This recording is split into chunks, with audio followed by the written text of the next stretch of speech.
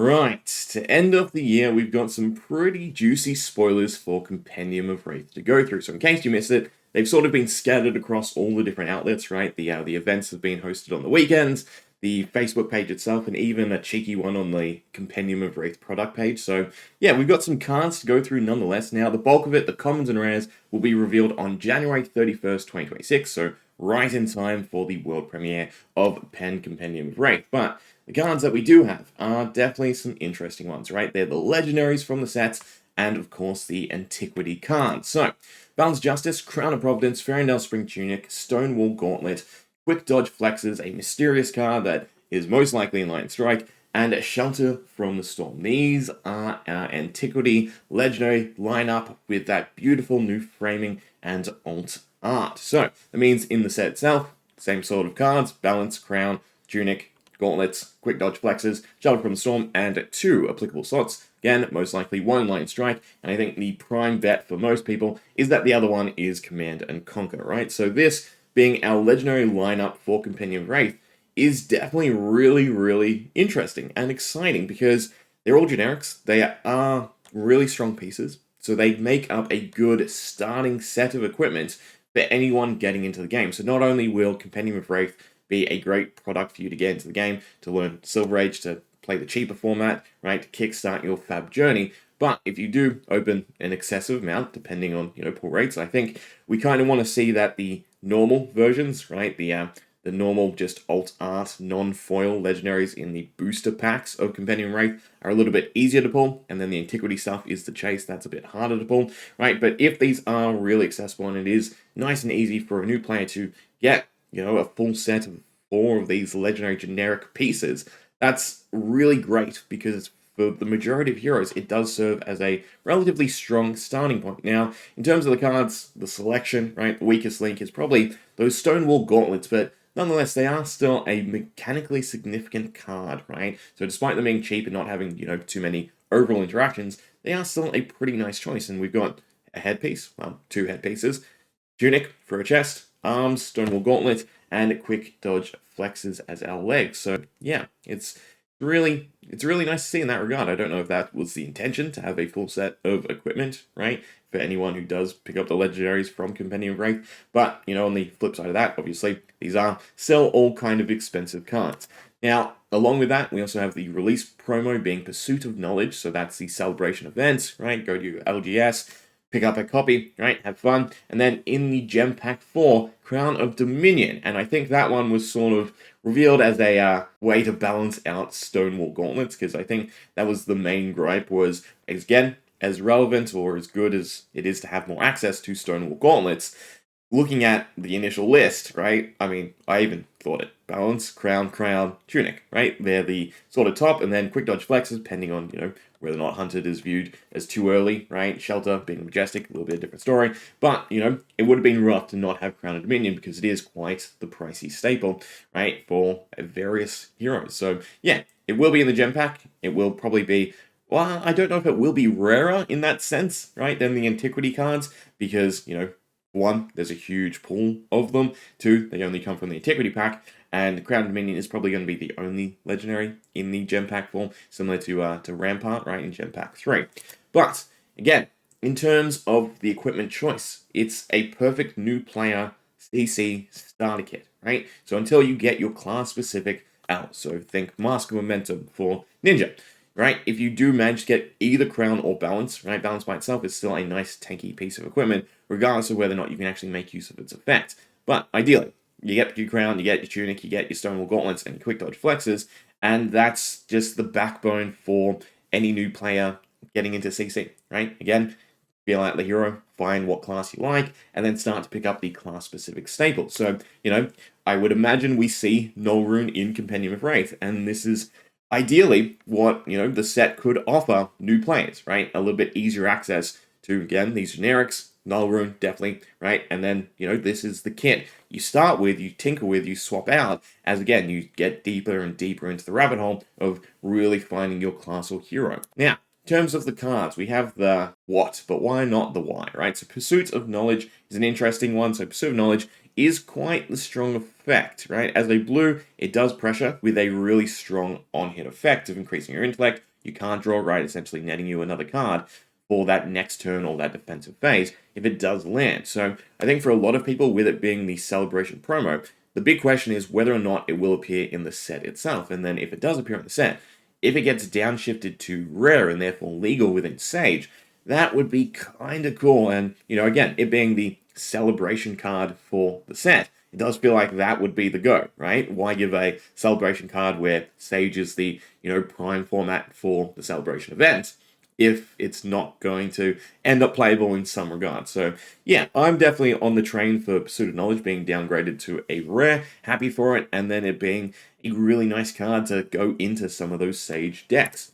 In terms of the good stuff, the legendaries, Balance of Justice. So, right, it's just strong aggro defense, it having Guardwell too, and then a instant triggerable effect is beautiful. So ideally, right, your opponent kicks off with a huge tempo turn, they get their draw off, and then you get a card to recoup. So maybe you've had to block with more than you'd like, and then you get that draw, and then you're still able to send something back and try and regain your tempo. So Balance of Justice is definitely a prime staple piece, right? Yes, a little bit dependent on what the meta has to offer, right? How much card draw is to offer, because, a lot of it got gutted back when, cash in, tomes, everything was there, nice and easy, a one card trigger for balance, right? It was definitely a lot stronger, but yeah, there's still plenty of heroes that want to draw and want to send a nice big turn, and Balance of Justice is the perfect way to combat that and curb that. As for Crown of Providence, well, strong defensive utility, so it helps correct your tempo, right? When it defends, you may put a card from your hand or arsenal on the bottom of your deck if you do draw a card. So, for one, it offers a much-needed arsenal protection for some of those devastating arsenal destruction effects, where you can get your card out of arsenal if it's not, say, a defense reaction or something that you can use like an instant, right? So Crown of Providence, in that sense, can, turn a devastating move by your opponent into something a bit more recoverable. Not to mention then just being able to cycle something from your hand while block a fair amount by 2, right, is definitely really nice. Now, Tunic.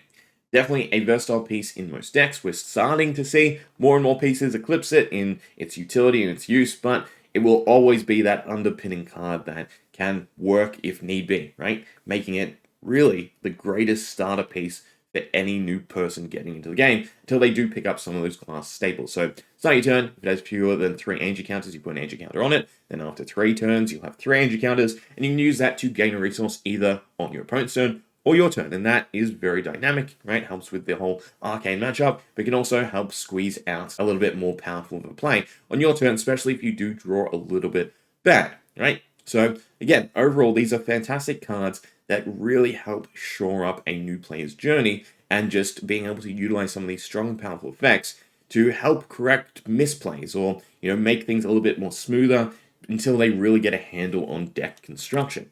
As for Stonewall Gauntlets, right, it is definitely a strong design. The problem is it's not highly significant currently, right? So when this defends an attack with greater power than its base, opposing attacks get -1 at this combat chain, right? So the big flaw there is if your opponent decides to close the combat chain, then its effect is useless, and it's essentially a 2-block piece, right? Where you get 1 block of it and 1 from its minus, again, if you're defending a card with greater than its base.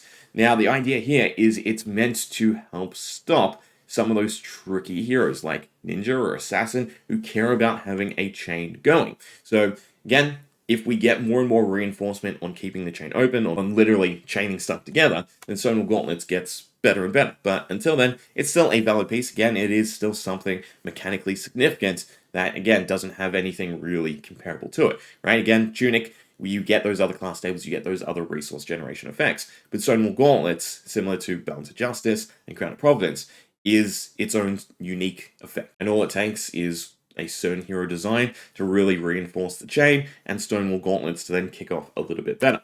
Now, in terms of quick dodge flexes, well, this is obviously a much stronger design because it's a lot more open. So, defense reaction, pay 1, add this to the active chain link as a defending card. It has base 2 block, and you can reuse it for the whole turn, right, for each chain link, and then it's destroyed. Right? So it is really strong because of that defense reaction trigger. It is perfect for new players. And it's sort of such a shame because obviously it is such a strong effect in a very capable hand. But it being a way to correct, a missed thought, right, by a new player is definitely something that I don't think should be underpraised, right? So for a new player getting into the game, if they had access to quick dodge flexes at a reasonable price, it should just be their go-to until they really learn, this class does this class traps you, and then goes attack reaction, goes a little bit bigger, right? Because again, that ability to react defensively, especially in some of the armory decks that don't actually have a whole bunch of defense reactions, right, or capability to reactively defend, they're just really, really powerful in that regard, right? Again, just having that panic button of pay a resource. I forgot to block with one extra card, I can add this and I can salvage that, is fantastic. So yeah, obviously, absolutely phenomenal at the top end of play, but it should really be a safety card for new players getting to the game, because it not only teaches them defense reactions, the step, how to, work that into what you're trying to do, but then also, again, just a little bit of safety, right? Now, Shelter from the Storm, one of the most versatile cards in Fab, right? Having those two modes of prevent damage 3 times, or of course just being a 4-block defense reaction. So, yeah, I mean, it came out of the gate red hot, it stayed red hot, it's very, very sorely needed, right? Now, Line Strike is similar, but a little bit different, right? So it's still a very versatile card. It has a little bit more dependency on what you're running rather than who you're running against, so to speak, right? Shelter from the Storm works great against certain matchups.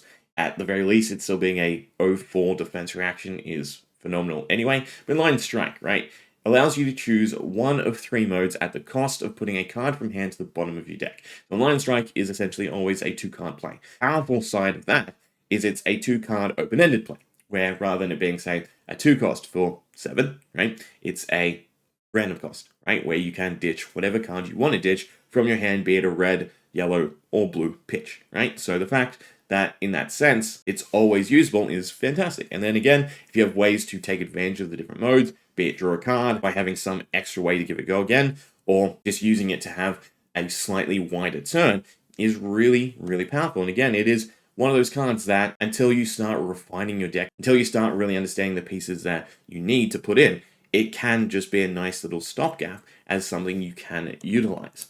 Now, in terms of Command & Conquer, again, this one's a little bit less confirmed.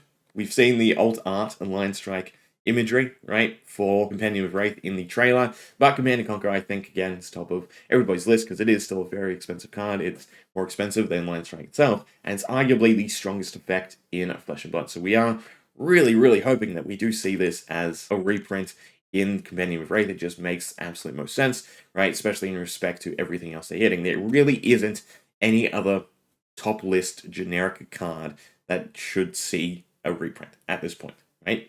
Maybe some stuff starts to rise again if we get a whole bunch more instant play. Weakest Link comes back, for instance, but until then, Command & Conquer, it clearly needs another go, right? Now, in terms of Crown of Dominion, again, for a lot of people, this was expected to be in the set itself, but happy days, right? It's in gem pack form. So gold continues to have increased significance. Now, gold is a powerful tool.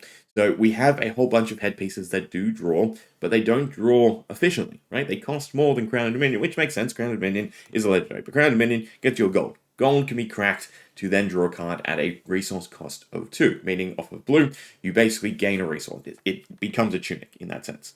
Off of something else, some sort of synergy with gold, and you're even happier. So Crown of Dominion is definitely powerful, regardless of it having no real block, or not a significant value in terms of turning on, some of those other royal cards, right? In fact, leaves you open to Regicide, which is, of course, a fun interaction. But gold is really significant, right? There's a reason that copper, silver, all had to sort of get scrapped, because not only is draw, super, super effective in Flesh and Blood, but gold does it significantly better than, obviously, well, copper, horrible, silver, okay, but requires a big deck constraint to it to make it work, right? Some cool interaction with the assassin stuff, but gold, highly significant, right? Especially with, of course, the pirate heroes that are sort of teetering at the front, right? Gravy's obviously top, Marlin's coming back, Puffin's always a fun time, although I don't think Puffin runs Crown, right? It's not worth the cog, no? But, yeah, Crown of Dominion, it's all he needed. Fantastic to see. It's in the gem pack. Now, pricing-wise, right? So Compendium of Wraith. These are, again, what we want to see hit. Lion Strike, Command & Conquer being the big maybes. A bit more on the Command & Conquer side. Lion Strike, again, we have that new artwork, right? So some form of fashion, it is going to be in Compendium of Wraith. It might just be a Majestic. I could definitely see that happening, right? Being a cold foil in the Antiquity pack rather than a Legendary. But, again, this is the list that I'm hopeful for. So Balance Justice, really a pricey card.